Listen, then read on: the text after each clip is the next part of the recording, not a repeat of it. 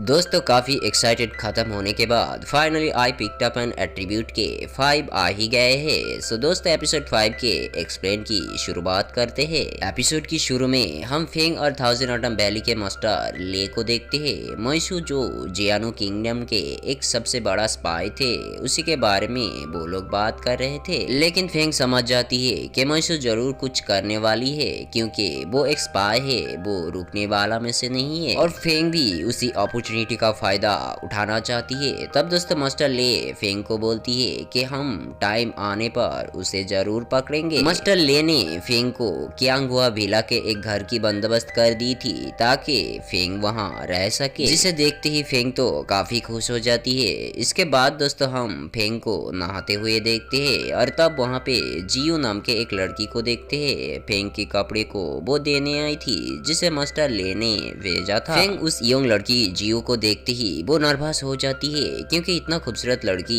वो पहले कभी नहीं देखी थी। उसे समझ नहीं आती है कि वो क्या करे। तब उसके दिमाग में एक आइडिया आती है और वो उस लड़की को डराने लग जाती है जिसे जियो नीचे गिरने लगती है, जिसे देख के फेंग तब उसे गिरने से बचा लेती है और दोनों पानी के टब में एक साथ गिर जाते हैं। और उसी वक्त जियांग वांग भी घर में आ जाती है और फेंग की हरकतें को देख लेती है। फेंग उसे अचानक घर के अंदर आते ही वो कहने लगती है कि मैं बता रही हूँ आखिर क्या हुआ है, लेकिन दोस्तों जियांग वांग को कोई फर्क नहीं पड़ती है और वो फेंग को बोलती है कि मुझे काफी जोरों की भूख लगी है और यहाँ के फेमस ईस्ट सी चाइना के लाइम क्रैब को वो खाना चाहती है। दोस्तों फेंग समझ जाती है कि अब तक जो कुछ भी हुआ इससे उसे कोई फर्क नहीं पड़ा, जो उसके लिए एक अच्छी बात थी। तब वहाँ पे फेंग की टीचर भी आ जाती है जिसे देखते ही फेंग कहने लगती है कि तुम इतना दिन कहाँ थे और इतना लेट क्यों आए हो, जिसे दोस्तों मास्टर कोई रिस्पांस नहीं देती है। तब जियो टब से निकल के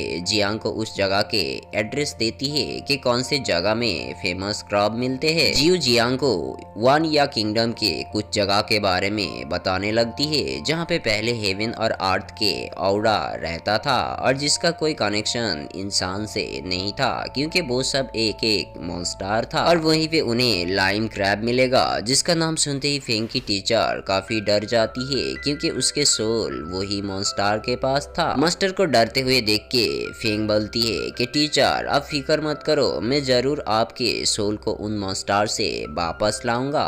तब जियो फेंग को एक सोल कल्टीवेशन रिंग देती है जिसे देख के टीचर फेंग को बोलती है हाँ यही रिंग तुम्हें मदद करेगा उस जगह पे पहुंचने के लिए। तब हमें फ्लैशबैक के एक सीन दिखाई जाती है जहाँ पे टीचर मिस जियो लिंग को बताती है कि तुम्हें इस सोल कल्टीवेशन रिंग को जिया फेंग को देना होगा जिससे मैं सब कुछ फॉलो कर सकता हूँ। सीन चेंज होते ही दोस्तों हम देखते हैं कि फेंग के घर के बाहर कुछ डिसिपाइल शोर मचा रहे थे।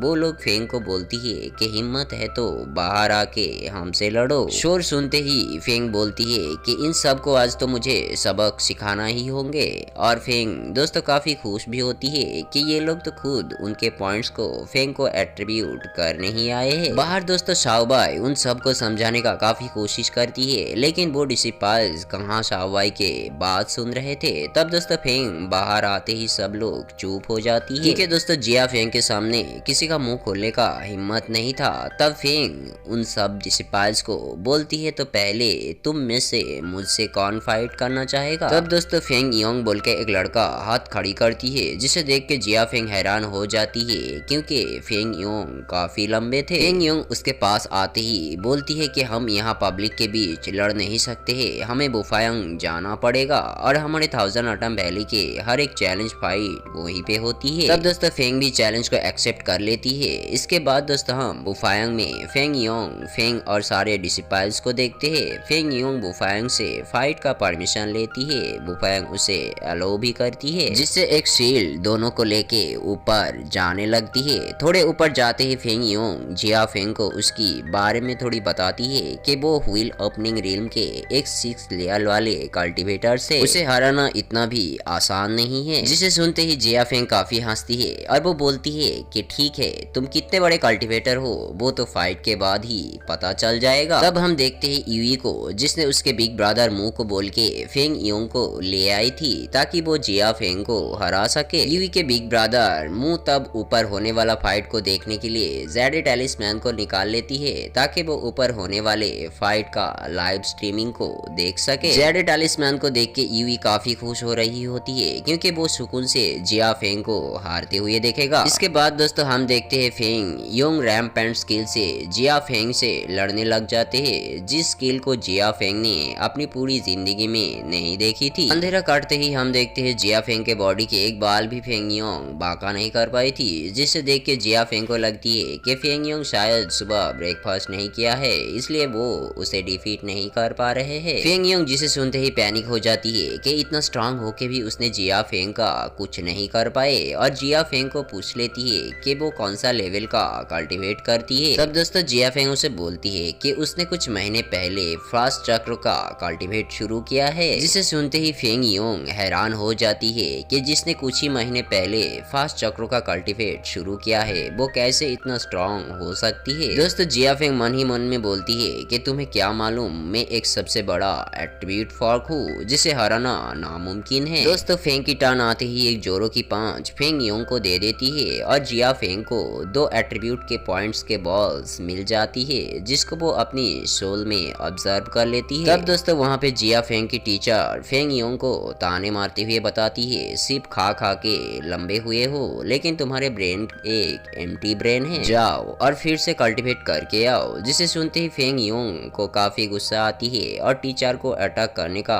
कोशिश करती है। तब दोस्तों जिया फेंग उसे एक किक मार के हवा में उड़ा देती है और एक एट्रीब्यूट के बॉल्स उसे मिल जाती है। तब दोस्तों जिया फेंग समझ जाती है कि 1000 एटम वैली के जितने सारे लोगों से वो अब तक फाइट किए हैं, सबसे तो उसे एट्रीब्यूट बॉल्स मिल गया है, सिर्फ बचा है शाओवाई और उसकी टीचर। सील नीचे आते ही शाओवाई काफी खुश हो जाती है क्योंकि उसके मास्टर ने इस चैलेंज को जीत चुका था। दोस्तों इसके बाद यूई को देखते हैं जो 6 एल्डर्स जियांग चुआंग के पास आई थी कंप्लेन करने कि जिया फेंग एक एक करके सारे डिसिपाइल्स को हराते जा रहे हैं, इवन आज तो उसने फेंग योंग को भी हरा दिया है। तब लियू जियांग चुआंग यूई को पूछती है कि फेंग कहाँ से आए हैं और क्यों आए हैं। तब यूई उसे बोलती है सब तो कह रहे हैं कि वो किसी सीक्रेट प्लेस से आए हैं और उसका ऑरिजिन के बारे में भी किसी को नहीं पता। लियू जियांग चुआंग समझ जाती है तो उसे भी फेंग के साथ भी मीट करना चाहिए। इसके बाद दोस्तों हम जिया फेंग और जियांग वांग को देखते हैं। जिया फेंग उसे बोलती है हम जहाँ मन चाहे वहाँ खा सकते हैं, और जियांग को ये भी बताती है कि तुमने तो सारे मोमोज को ही